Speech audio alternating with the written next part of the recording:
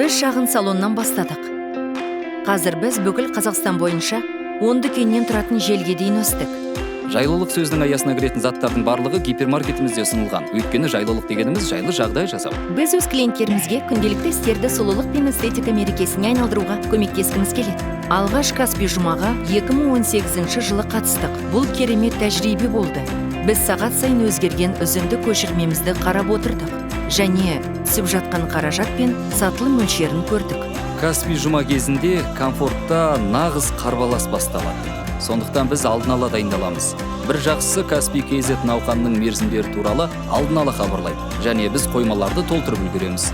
Биыл бірінші Каспий жұма жазда өтті. Және бау-бақшаға қажетті бүкіл тауар 3 күнде сатылып кетті.